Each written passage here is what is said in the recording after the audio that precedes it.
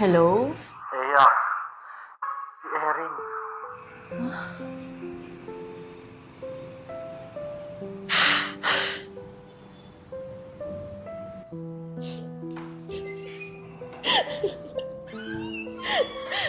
Dok? Eya, ikaw yung asawa ng pasyente sa loob? Yes po. Okay, ganito.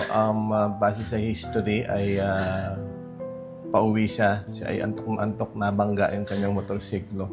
Unfortunately, nag-cause ito ng paralysis. It could either be temporary or permanent. So, let's hope for the best na lang sa ating pasyente. Salamat po, Dok. Okay. Sige po. Ay, Eya. Na.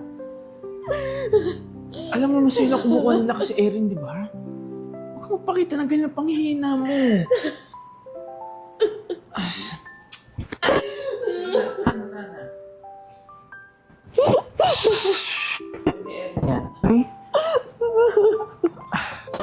Upo ka na.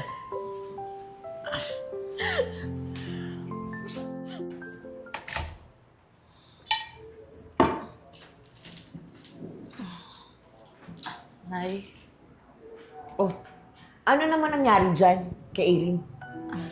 Nay, nakaksidente po siya sa motor eh. At sabi po ng doktor, temporary paralysis daw po siya. Nay, okay lang po ba kung dito po muna kami sa bahay niyo? Para po may magbabantay po kay Erin pag po papasok po ako sa trabaho. Talaga naman dinuto mo pa dinala yung asawa mo na paralisado. At ako pa talaga ang magbabantay. Ano ka ba naman, anak? Sarap-sarap ng buhay ko dito, wala akong alagain. Love, sa bahay na lang tayo. Kaya ko naman to eh. Hey, love.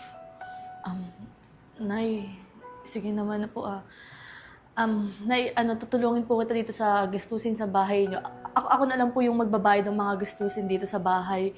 Tapos bibigyan ko pa po kayo ng pera.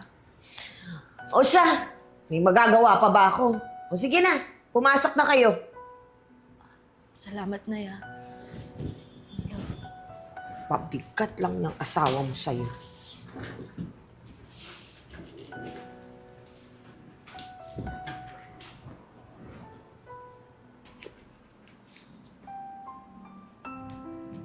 Mahal.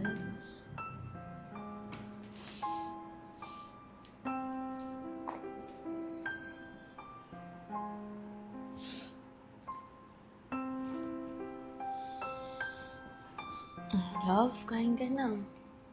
Love, kailangan mo pong kumain. Iinom ka pa ng gamot, please.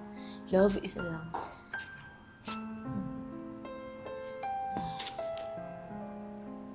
Inom ka muna ng water, mahal.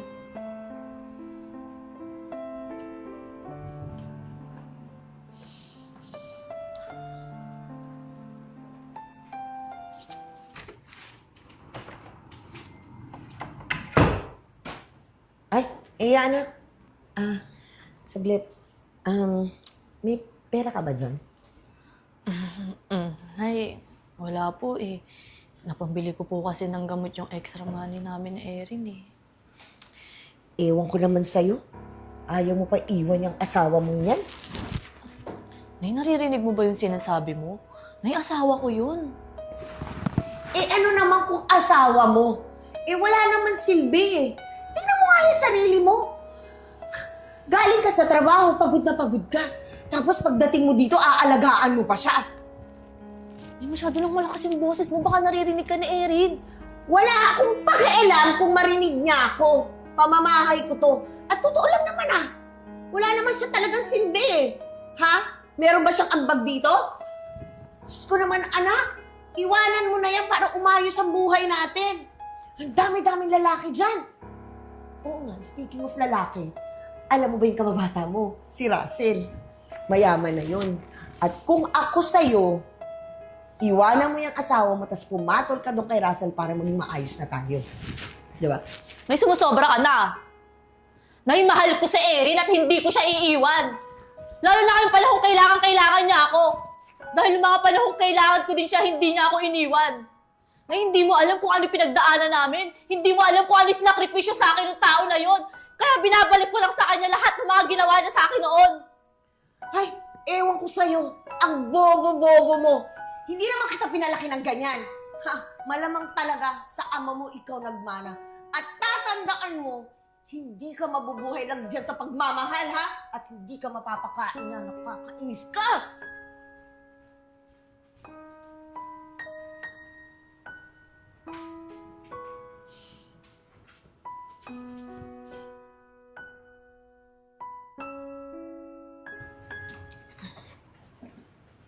Love? Love, nandito na ako. Dala ko yung paborito mo. Saan yun? Nay, asan po si Erin? Bumalik ko! Anong malay mo eh, ikaw kasama na dito sa bahay? O, di ba kakauwi ko lang? Galing ako kay Kumaring Shay at nakipagchismisan ako. Nay naman eh. Nay naman eh. Ako sa'yo? Love? Love, saan ka pupunta? Hayaan mo na ako. Malis ka na. Anong hayaan, Love? Hindi kita pwedeng hayaan. Sundin mo na lang yung nanay mo, Iya. Tama siya. Wala na akong silbi. Hindi na ako gagaling. Love, hindi totoo yun. Gagaling ka po at hindi kita iiwan. Ayoko na. Marami pang iba na mas deserve mo, Iya. Love, hindi. Kahit gaano pa karami yung iba dyan, wala akong pakialam. Kasi ikaw yung mahal ko eh. At lagi kitang pipiliin. Tama na. Nahihirapan ka na. Ayoko ding nakikita kang nahihirapan dahil sa akin. Tama, wala na akong silbi. Love, mas mahihirapan po ako pag nawala ka. Love, mahal na mahal kita. At lahat gagawin ko para sa'yo. Naalala mo? Nagsumpaan tayong dalawa, di ba? Na kahit anong mangyari, na kahit sa pinakamagulong parte ng buhay natin, hindi tayo maghihiwalay at sabay tayong lalaban, di ba? Bakit ganyan ka? Bakit sa kabila ng lahat, andiyan ka pa din? Love, kasi nga po mahal kita. At araw-araw kitang pipiliin. Kaya huwag ka na malungkot, Love. Balik na tayo sa bahay. Pumili ako ng paborito mong pagkain, no? Tara na, Love.